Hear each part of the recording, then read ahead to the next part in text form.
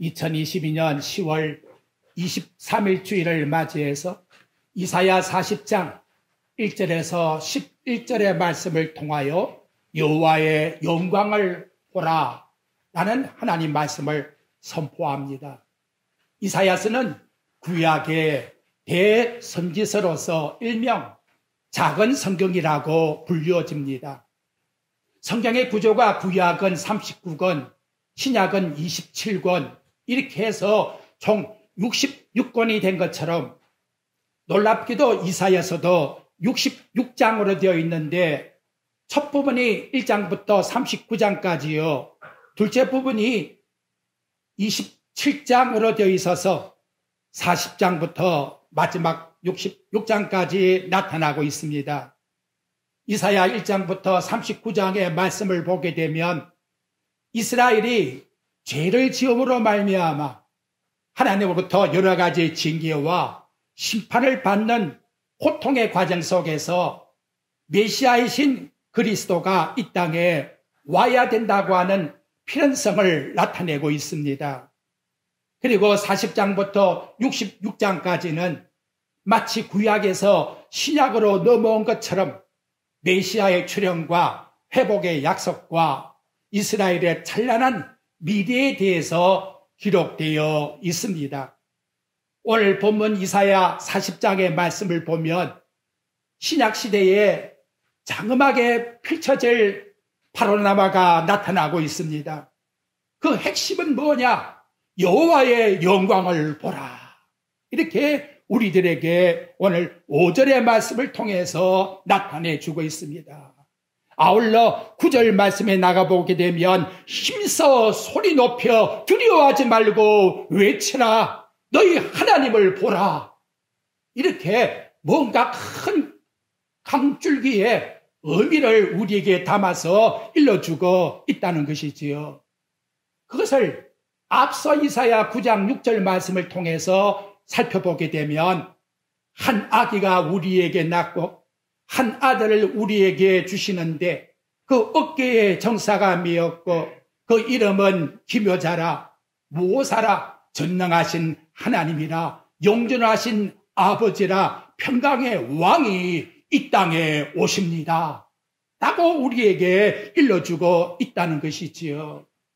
우리는 창세기 3장의 말씀부터 인간이 타락하여 구약시대 때의 모든 언약의 백성들이 바로 오실 이 여호와의 영광을 바라보며 소망 가운데 살았다는 것, 이것이 구약의 복음이라는 것을 나타내주고 있다는 것입니다. 그래서 이것을 우리 예수님이 아브라함에게는 요한복음 8장 56절 말씀에서 너희 조상 아브라함은 나의 때에 볼 것을 즐거워하다가 보고 기뻐했느니라. 예수님이 오시기 약 2000년의 아브라함도 이 땅에 여호와의 영광이신 그리스도가 오실 것을 보고 기뻐하며 즐거워했다고 말씀합니다. 히브리서 11장 26절에 보면 이스라엘 백성을 출애굽시킨 모세도 바로 이 영광을 보았다는 거지요. 그래서 모세도 그리스도를 위하여 받는 수모를 애굽의 모든 부하보다 더 큰 재물로 여겼으니 이런 상주심을 바라보니라. 여호와의 영광이신 그리스도를 위하여 수모를 당했다고 말씀하고 있습니다. 아울러 이스라엘 성군 다윗 마찬가지로 예수님이 마태복음 22장 43절과 45절에서 말씀합니다. 다윗이 성령에 감동되어 그리스도를 주라 하였으니 그런즉 어찌 내가 그 자손이 되겠느냐? 이미 다윗도 장차 오실 그리스도를 바라보고 나의 주인님이라고 말씀했다는 것이지요. 구약 성경의 마지막 말라기 4장 2절의 말씀에 나가보게 되면 내 이름을 경외하는 너희에게는 공의로운 해가 떠올라서 치료하는 광선을 비치리니 너희가 나아가 외양간에서 나온 송아지같이 뛰리라. 구약 말씀의 목적이 뭐냐? 여호와의 영광의 빛을 바라보고 나아가라.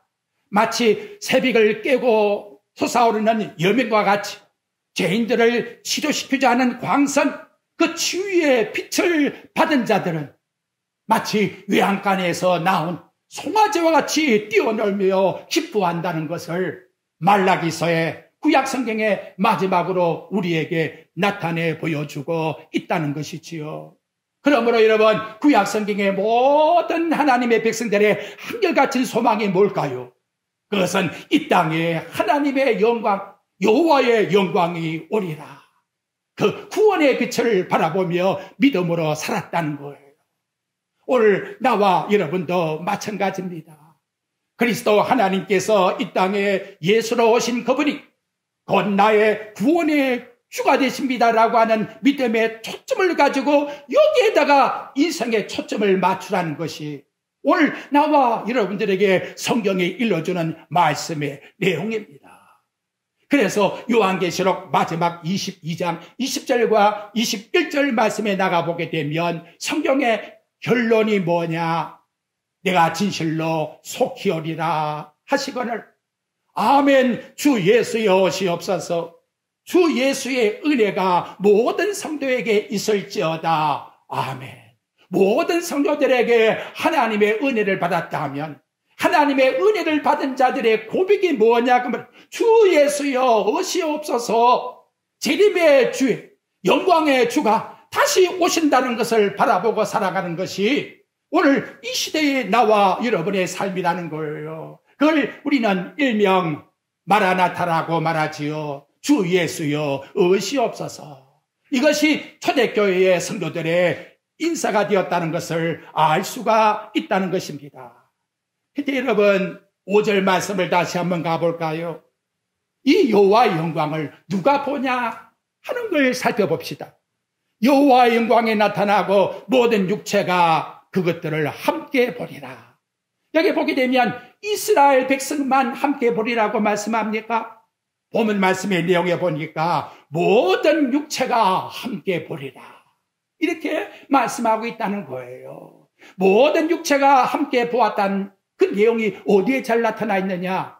공관복음, 마태, 마가, 누가복음을 일명 공관복음이라고 말씀합니다. 거기에 악의 예수님을 찾아간 자들의 그 모습을 한번 보십시다. 먼저 찾아간 자들은 양을 치던 목자들이 찾아갔습니다. 그리고 마태복음에 있는 2장 말씀에 보니까 동방박사들이 이방인이 점치는 점쟁이가 예수님을 찾아가 경비할 줄이야 누가 알았나 이 말이에요. 모든 인간이 누구든지 다 찾아와서 이제는 함께 하나님께 영광을 돌리는 한 소망의 믿음을 가지고 살아가리라. 이것이 바로 성경이 우리에게 요구하는 일러주는 복음이라고 말씀하고 있습니다. 첫째로 하나님이 당신의 백성들에게 주는 첫 번째 말씀을 살펴봅니다. 여러분 1절의 말씀을 보십시오. 너희 하나님이 이르시되 너희는 위로하라. 내 백성을 위로하라. 내 백성을 위로하라. 누가 그렇게 위로를 주십니까? 너희의 하나님이 그래요. 그리고 내 백성은 곧 하나님의 택한 이스라엘의 백성이자 그리스도 안에 있는 하나님의 자녀들이지요. 이제 중요한 것은 여러분, 성경을 이렇게 탁 넘기니까 그런데 집착해서 마치 거기에 집중을 해봅시다. 하나님이란 단어 앞에 무엇이 나오고 있습니까? 너희의 하나님이 된다는 거예요.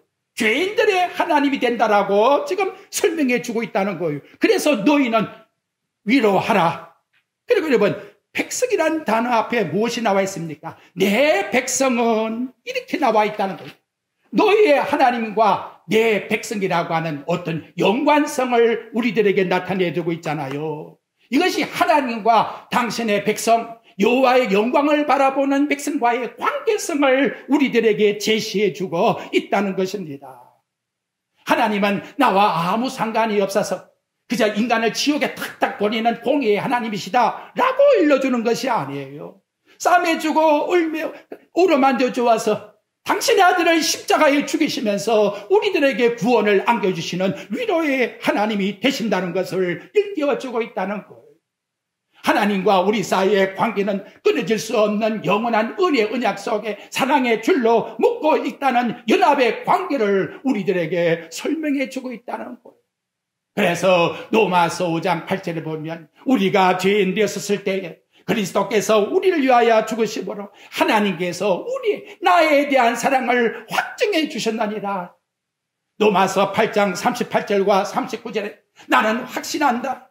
내가 확신한다. 사망이나 생명이나 천사들이나 권세자들이나 현재인이나 장래인이나 능력이나 높음이나 깊음이나 다른 어떤 피조물도 나를 우리 주 그리스도 안에 있는 사랑의 줄에서 끊을 수가 없느니라. 믿습니까, 여러분? 바로 이 놀라운 하나님의 언약 속에 나와 여러분이 살고 있다는 것이지요.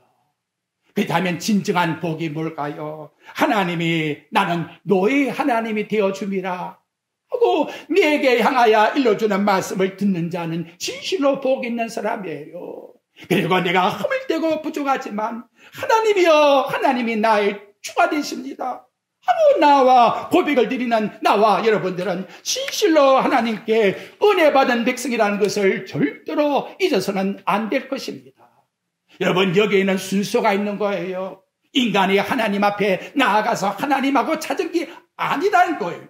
하나님이 우리를 사랑해서 하나님께서 우리를 위하여 독생자를 먼저 보내어서 하나님의 사랑을 확증해 주었다는 거예요.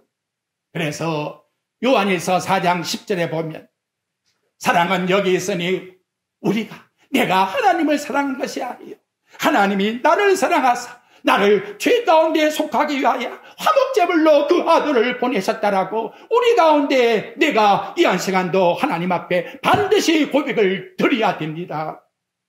하나님이 창세전에 선택을 받은 당신의 백성들에 대해서는 우리 하나님께서 함께 나와 우리가 아버지여 함께 하나님을 한 아버지로 섬기게 되었으니 얼마나 감사한 말씀입니까? 여러분이 집에 가셔서 이사야 1장부터 39장까지를 쭉 한번 읽어보십시오. 희망이 없어요. 너무나 이스라엘 백성이 나아가서 우상을 섬기고 음란하고 죄를 범한 심판의 대상이기 때문에 마땅히 하나님께 저주를 받아야 될 그러한 말씀만이 계속 전개되어 나오고 있다는 거예요. 그걸 호세아서 1장 9절에는 뭐라고 했느냐? 이제 선지자가 말하기를 너 노암미야, 노암미. 노암미라는 것은 내 백성 아니다 하고 선포를 했다는 거예요. 내 백성이 아니야. 그럼에도 불구하고 40장 말씀부터 놓으면서 우리에게 주는 것은 암미야, 내 백성이다, 내 백성이다. 이렇게 위로함을 주고 있으니 얼마나 감동적인 말씀입니까? 여러분, 구약에만 이렇게 말씀하십니까? 베드로전서 2장 10절 말씀에 나가 보십시오. 내가 전에는 백성이 아니더니 이제는 하나님의 백성이요. 전에는 국률하심을 얻지 못했는데 이제는 국률하심을 입었도다. 내가 하나님 앞에 뭘 가지고 나와 국률을 받았습니까? 하나님의 전적인 은혜로 그 선택의 부르심의 사랑으로 아들을 십자가의 화목제물로 죽이심으로 우리를 그냥 하나님께 나와 이제는 너와 나 사이의 관계가 회복성이 이루어졌다고 이걸 가지고 위로하라고 말씀하고 있다는 것이죠. 그렇다면 여러분, 우리 은혜라고 하는 단어를 다시 내 마음속에서 정립을 해야 돼요. 예상에 안 될 일이 이루어지고 내가 뭔가 생각했던 것이 이루어져서 이것은 진짜 하나님의 은혜다. 그렇죠. 하나님의 은혜가 안 되니까요. 하지만 진짜 하나님의 은혜가 뭘까요? 오늘 우리에게 주고 있습니다. 하나님의 백성이 아니었던 자가 이제는 하나님의 백성이라고 인정받는 이것. 여러분, 이것이 물질을 가지고 되는 겁니까? 지식을 가지고 되는 겁니까? 세상의 정치를 가지고 되는 것입니까? 마땅히 지옥 갈 백성인데 하나님이 우리를 불러서 너는 나의 하나님의 자녀이다. 이 인정함을 받는 이상의 더 큰 은혜가 어디 있나 이 말이죠. 이것이 바로 성경이 우리에게 주시는 말씀의 내용입니다. 그러면 그 위로의 내용이 뭘까요? 이제 2절 말씀을 한번 보십시오. 성경은 정말 오묘합니다. 너희는 예루살렘에 마음에 닿도록 말하며 거기에서 외치라. 노역의 때가 끝났고 그 죄악이 사함을 받았느니라. 그로 모든 죄로 말미암아 여호와의 손에서 벌을 배나 받았느니라 할지니라 하시니라 라고 말씀합니다. 노역의 때가, 복역의 때가 끝나 죄악의 사함을 받았다라고 말씀합니다. 하나님이 내리시고자 하는 인간에 대한 형기가 끝났다라고 말씀하고 있습니다. 이제부터는 이스라엘 백성들에게 죄를 되묻지 않겠다고 말씀합니다. 죄에 대해서 기억하지 않겠다고 말씀합니다. 하늘나라에 하나님께서 판정하신 판정물을 이 땅에 당신의 백성들에게, 이스라엘 백성들에게 통보하여 주고 있다는 것입니다. 어떠한 사형수가 집행 날짜를 기다리고 있습니다. 다행히도 형이 감해져서 무기수가 되었습니다. 그리고 또 감해져서 20년으로 감화해졌습니다. 어느 날 특별 사면이 내려졌습니다. 암흑에 몇 번 내일 출소. 어떻습니까, 여러분? 감옥에서 죽을 날을 기다리던 죄수가 내일은 해방, 자유, 내 마음대로 살 수 있어. 그것을 통보받았을 때 그 벅찬 마음이 어땠겠나 이 말이에요. 뒤에서 애국 군대가 추격해 오는데 이스라엘 백성이 홍해바다를 육지같이 건너와서 애굽의 군대가 홍해바다에서 수장될 때에 구원받은 이스라엘 백성들의 마음이 어떻겠나 그 말이. 이제는 너희들의 모든 복역의 날이 끝났다. 죄사함을 받았느니라. 바로 이것이 여러분 하나님께서 우리에게 주시는 놀라우신 은혜의 선포라는 것을 생각해야 합니다. 인간은 아담 하와로 말미암아 누구나 다 사망 가운데 죽게 된 거예요. 일주일간도 공고와 고통과 아픔과 시련과 여러 가지 시달림 속에서 우리는 살아왔습니다. 수천 년 동안 이러한 암흑시대 속에서 희망이 없이 살아온 것이 인간입니다. 그런데 어느 날 하나님의 법정에서 언도의 판결이 이 땅에 선포되었습니다. 예수 그리스도 안에 있는 자에게는 결코 정죄함이 없느니라. 구원의 소식, 복음의 소식, 복된 소식을 한밤중에 천사가 내려와 목자들에게 일러주었어요. 지극히 높은 곳에서는 하나님께 영광이요, 땅에서는 기뻐하심을 입은 자들에게 평안하다. 오늘날 다윗의 동네에 너희를 위하여 한 구주가 나셨으니 곧 따라합시다. 그리스도 주시니라.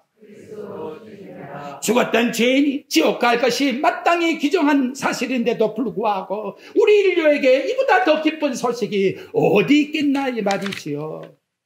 이제는 이 땅에 오신 예수 그리스도가 나의 유일한 구주십니다라고 믿는 자에게는 그 죄악을 묻지 않겠다고 오늘 주신 말씀과 같이 너 복역이 다 끝났느니라 라고 말씀하고 있다는 것이지요. 그런데 그 복역이 끝났다라고 하는 결정적 실체적인 희생제물이 누구냐 그 말이. 여러분이 5절 말씀에 나가 보십시오. 거기에 내용에 보니까 여호와의 영광이 나타나고 모든 육체가 그것을 함께 보리라. 여호와의 영광이 이 땅에 나타나리라고 이사야 선지자가 예언할 때에 사도 요한은 이 말씀을 어떻게 답하고 있느냐? 요한복음 1장 14절에 보면 말씀이 육신이 되어 우리 가운데 거하심에 우리가 그의 영광을 보니 아버지의 독생자의 영광이요 은혜와 진리가 충만하더라. 여호와의 영광, 은혜와 진리가 충만한 그 영광을 사도 요한은 보았다라고 이렇게 말씀합니다.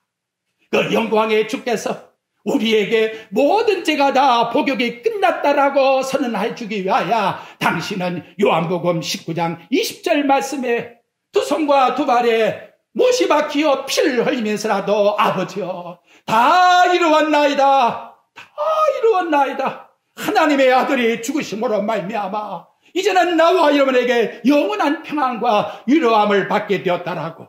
이것이 바로 여호와의 영광이라고 모든 세상에 선포할 복된 소식이요 기쁨의 소식이요 복음이라고 우리에게 말씀합니다. 이분이 곧 2000년 전 베들레헴에서 탄생하신 예수님, 우리가 12월 25일 날 기념하는 성탄절이 되었다는 거지요.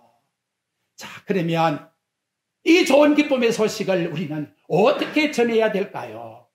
나와 여러분에게 대한 사명이 나와요. 여러분 2절 말씀의 내용을 한번 보십시오.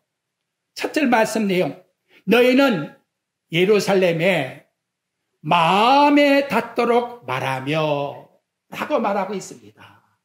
마음에 닿도록. 개역 성경에, 우리 옛날 성경에 보게 되면 너희는 정다이 예루살렘에게 말하라. 정다이, 다정스럽게 그 말이지요. 구원의 영성의 진리를 내가 받고 구원을 얻었는데 남이야 뭐 들은 둥 마는 둥 그냥 스쳐가면서 말하는 그런 별 관심 없는 소리로 떠지지 말고 정다이, 정말로 중요한 말씀이라고. 마치 여러분 요나가 니누성에 가서 하나님께서 40일 있으면 성이 망한다고 전해주라 했더니 니누의 성은 3일길이라고 말합니다. 근데 그거 전하기 싫어. 그래서 요나가 뭐라 했느냐, 거기 내용에 보니까 하루 길을 다니면서, 그리고는 구원의 소리는 아무것도 없어. 40일 지나면 이 성 망해. 망한다는 저주만 정해주었다는 거지요. 그런데 여러분, 이들이 듣고 회개하여 하나님 앞에서 구원을 얻을 줄이야 누가 알았겠나 이 말이지요. 정답게 마음이 와닿도록 가슴에서 우러나오는 진정한 사랑을 가지고 진진성을 가지고 십자가의 복음을 한번 전해주라는 거예요. 내가 정말 지옥에서 영생의 복음을 얻었다면 진정한 마음을 가지고 내 친척들에게, 가족들에게, 친구들에게 세상에 나아가 전해주라는 거예요. 그렇지 않습니까 여러분? 돈 버는 데는 천안이요. 한 푼이라도 1원이라도 없어져 봐요. 그런데 이 영생이라는 선물을 주는 데는 무관심이요. 그러면 내가 정말 하나님 앞에서 가치 있는 삶을 살고 있나 이 말. 얼마나 부끄럽습니까? 교회의 성도의 친교도 마찬가지예요. 새신자가 들어오고 서로가 일주일 만에 만났으면 그냥 무관심, 이게 아니에요. 정다이 정말로 성령 안에서 교제하는 삶으로 한마음 한뜻이 되어서 내 마음을 나눠줄 수 있는 이러한 사귐의 코이노니아의 교제를 가지라고 우리에게 가르쳐줍니다. 둘째 말씀은 2절 중반절 말씀에 보니까 그것에 외치라고 말씀합니다. 왜 외쳐줘야 합니까? 인간의 영혼에 살이 걸린 문제이기 때문에 땅끝까지라도 나아가 외쳐주라는 거예요. 에스겔 3장 9절부터 11절 말씀에 보면 그들이 화석같이 굳은 금강석 같다 할지라도 그들이 듣든지 아니 듣든지 너는 주 여호와의 말씀의 이러하다라고 일러주라고 에스겔에게 하나님께서 말씀합니다. 디모데후서 4장 2절에 보면 바울은 디모데에게 너는 말씀을 전하라. 때를 얻든지 못 얻든지 항상 힘써라. 지금이 은혜의 날이에요. 지금이 구원받을 시기예요. 이 시기를 놓쳐버리면 끝나지 않습니까? 얼마나 중요한 시기입니까? 나와 여러분이 살고 있습니까? 나만 구원받고 천국 가야 되겠습니까? 여러분 나아가 이 십자가의 복음을 얻든지 못 얻든지 아무리 금강석같이 강파가 날지라도 내가 전해줘야 하나님 앞에서 직무유기하지 않는다는 거지요. 이것이 우리의 하나님이 요구하심입니다. 셋째는 외치라고 말씀합니다. 여러분 3절에 그와 같이 말하지요. 참 놀랍게도 히브리 말에 우리 영어에서 말하는 콜이 나와요. 소리 질러라 라고 말씀하고 있다는 거지요. 옆에 있는 사람들도 들을 수 있도록 디모데전서 2장 4절에 보면 하나님은 모든 사람이 구원을 받으며 진리한 데 이르기를 원하신다고 말씀을 합니다. 소리를 질러라고 말씀했는데 성경을 찾아보니까 참 오묘합니다. 예수님이 탄생할 때에 하늘의 천사들이 내려와 목자들에게 말할 때에 큰 기쁨의 좋은 소식을 전하노라. 큰 기쁨을 전한다고 말씀합니다. 요한계시록 1장 10절에 보면 사도 요한이 주의 날에 성령의 감동이 되어서 납반소리 같은 큰 음성을 들었다라고 말씀하고 있습니다. 숨길 수 없는 영광의 복음이에요. 하늘에서 내려온 큰 음성의 복음입니다. 나와 여러분도 온 세상이 들을 수 있도록 부끄러워하지 마세요. 외치세요. 들려주세요. 옆에 사람이 들을 수 있도록. 내 자신이 욕을 얻어먹고 망가져도 좋아요. 허나 하나님의 영광을 드러내는 것이 우리의 사명이라는 거예요. 그러면 이 기쁨의 소식을 어떻게 받아야 될까요? 이스라엘 백성 여러분, 바벨론에서 이제 70년 만에 돌아오게 되는데 돌아오는 그 길이 얼마나 험준하겠습니까? 거기에는 광야도 있고 사막의 계곡도 있고 고르지 못한 거친 땅도 있다는 것이지요. 하지만 전능하신 하나님께서 반드시 바벨론에서 이스라엘 나라로 돌아오게끔 안전한 귀국을 하나님께서 보장해 주신다는 거예요. 마찬가지로 장차의 말 여호와의 영광, 그 험도가 역사의 과정 속에 얼마나 어려움이 많겠습니까마는 그럼에도 불구하고 하나님은 반드시 이 하나님의 영광이 나타나리라고 하나님의 계획하신 작정이 이루어진다고 말씀합니다. 그렇다면 여러분, 받는 자는 어떻게 받아들여야 합니까? 4절 보십시오. 골짜기마다 도두어지며, 골짜기, 마음의 깊은 골짜기를 생각해 보십시오. 왕이 탄 마차가 올 수 있을까요? 골짜기는 어두운 것입니다. 어둠 속에서 빛을 깨닫고 알 수가 있을까요? 요한복음 1장 5절에 보면 빛이 어둠에 비침에 어둠이 깨닫지 못했다고 말씀합니다. 어둠 속에 있는 빛을 알지 못하는 우리들에게 골짜기 속에서는 엄청난 균열이 있는 거예요. 그래서 골짜기가 생긴 거예요. 두 마음을 가지고는 그리스도를 영접할 수가 없는 거예요. 마태복음 6장 24절에 너희가 하나님과 제물을 어떻게 겸하여 섬기겠느냐고 말씀해요. 세상 복도 좋고 하늘나라 천국도 좋고 두 마음을 가지고 우리 하나님 앞에 나와 섬기겠다면 어떻게 이분을 영접하겠느냐. 그런데 여러분, 놀라운 것은 어떻게 이 어둠 속에 있는 우리가 영접을 받았습니까? 고린도후서 4장 6절에 보니까 놀라운 은혜의 말씀을 던져줍니다. 어두운 데에 빛이 비치라 말씀하셨던 그 하나님께서 예수 그리스도의 얼굴에 있는 하나님의 영광을 아는 빛을 우리 마음에 비추셨느니라. 아멘. 하나님의 성령을 통하여 우리의 심령 속에 하늘의 영광을 아는 그 빛을 조명해 줌으로 말미암아 우리가 골짜기 같은 어둠 속에 있는 것이 도도해졌다라고. 그래서 전에는 하나님 앞에 하나님을 알지 못한 자인데 이제는 하나님을 섬기는 자로 하나님이 변화시켜 주었다라고 일러주고 있습니다. 둘째는 낮추라고 말씀합니다. 4절 중반절 말씀해 보니까 산마다 언덕마다 낮아지라고 말씀을 합니다. 예수님 때의 서기관과 바리새인들을 보십시오. 그들이 얼마나 메시아를 기대했습니까? 그런데 하나님 아들이 왔는데 십자가에 못 박아 죽였다는 거지요. 왜 하나님이 오셨는데도 메시아로 알지를 못했나 그 말이에요. 자신의 우월성, 자기의 존재의 교만을 드러내니까 예수님은 하나님으로 보이지 않더라는 거예요. 그 좋은 예가 여러분, 누가복음 10장에 나오는 내용이 어떠한 율법사가 예수님께 나와서 나 같은 친구가 어디 있느냐고, 나 같은 엘리트 같은 친구를 하나 소개하려고 예수님께 그렇게 묻고 있다는 것이지요. 그랬더니 예수님이 뭐라고 말씀했느냐. 너희들이 사람 취급하지 않는 그 사마리아인, 선한 사마리아인을 쭉 설명하면서 너희도 가서 이 선한 사마리아인이 강도를 만난 사람을 치료해 준 것처럼 이와 같이 자비를 베푸는 사람이 되라고 말씀했다는 거죠. 유대인의 이 교만과 자밤의 탑에서 내려오지 않고서는, 겸손의 자리에 내려오지 않고서는 우리 주님과 동행할 수가 없는 것입니다.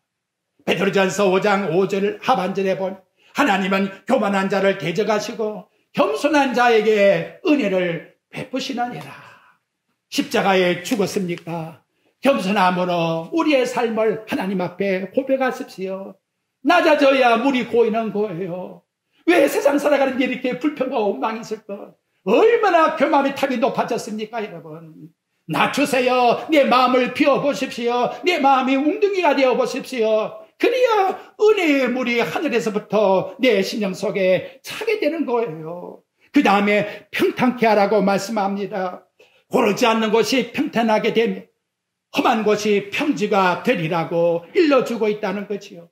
고르지 않다는 말을 원어로 보니까 부풀어 올랐다는 뜻.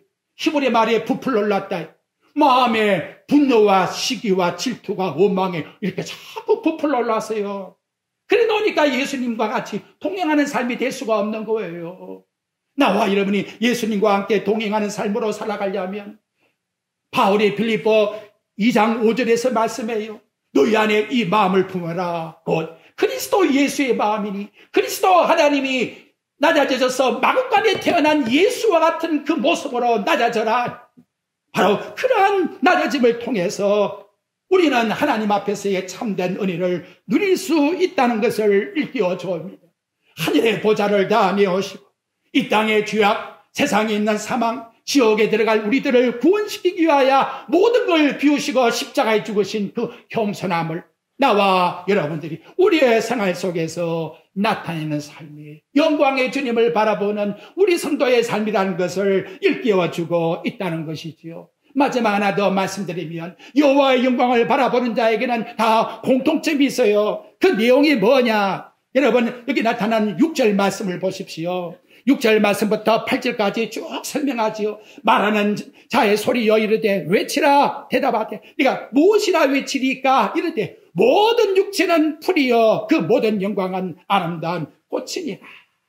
이렇게 여호와의 영광을 바라보는 자들의 공통적인 하나님을 향한 소망은 인간의 육체의 영광을 바라보는 소망이 아니라 구약 때에는 장차오실 메시아를 바라보는 소망이요, 신약 때에는 이 땅에 다시 임재하실 재림의 주님을 바라보는 영광의 생활 속에서 나는 하나님 앞에서 풀과 같나이다. 나는 하나님 앞에 잠시 보이다 없어지는 안개와 같이 허무하나이다. 전도서의 말씀같이 헤아려서 아무것도 새 것이 없나이다. 여러분 조금만 지내보십시오. 제가 어릴 때에는, 젊을 때에는 철이 없어서 몰랐어요. 내가 설마 늙을까? 나에게 또 죽음의 시간이 닥쳐올까? 장례식 많이 치러줘서요. 그런데 나이가 나도 저 관 속에 들어가겠구나. 이제는 하루하루가 가까워지고 있구나. 제 말이 틀렸습니까? 틀렸으면 예수 믿지 마세요. 분명히 그날은 속히 옵니다.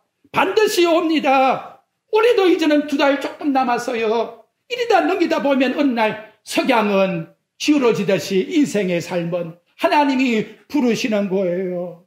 여러분 하나님 부르시는데 그날에 아이고 하나님 나 오늘 바쁜 일이 있으니까 못 가겠다고 그렇게 할 수 있어요? 하나님 지금 누구를 만나야 되겠는데 이 중대한 만남만 내가 하고 나서 가겠다고. 천만에 알레상더 대왕도 모기에 물려서 저때에 나갔다 들어와 33살인가요? 두 손을 비우고 죽고 말았습니다. 우리 하나님께서 이 땅에 부름을 받은 모든 성도들의 공통점이 뭐냐? 육체는 시들어버리는 것이다. 풀과 같다. 그러나 여러분 8절 말씀 하반절 보십시오. 내가 믿는 하나님은, 우리가 믿는 하나님의 말씀은 영원히 서리라. 이렇게 여러분 믿으십니까? 이것이 영광의 하나님 여호와의 영광을 바라보는 성도들의 소망이라고 말씀하고 있습니다. 세상이 아무리 화려하게 보여도 세상의 소망이 아니에요. 장차 오실 여호와의 영광, 재림하실 그분이 나의 소망이라는 것을 굳게 믿으면서 이제 감사한 것은 우리 하나 찾고 마칠게요. 이사야 9장 7절로 한번 가보십시오. 너무나 좋은 말씀을 줘요. 978페이지. 여호와의 영광을 하나님이 어떻게 이루시느냐 생각하면 내가 열심으로 내가 하나님 앞에 작정을 하고 뜻을 모아서 이루리라. 죽은 영혼이 뭐 어떻게 하겠다는 거예요. 그런데 감사한 것은 여러분 이사야 9장 7절 말씀에 맨 하반절 말씀 보십시오. 만군의 여호와의 열심히 이를 이루리라. 우리는 알지 못하나 놀라운 하나님의 열심히 구원받은 당신의 택한 백성들을 한결같이 여호와의 영광에 이를 수 있게끔 은혜로 부어주어서 끊이지 않는 하나님의 사랑으로 챙겨주어서 우리를 하나님께 나아갈 수 있게끔 주 예수여 어시옵소서 말하나라의 고백을 우리 심령 속에서 나타나게끔 하나님의 은혜가 성령이 역사해 주신다고 일러주고 있습니다. 아멘. 이것이 바로 우리 성도들의 소망입니다. 소망의 하나님께서 기쁨과 평강을 믿음 안에서 성령의 능력으로 모든 성도들의 심령에 주 예수 그리스도의 영광을 바라보는 소망이 넘쳐지기를 주님의 이름으로 축원드립니다.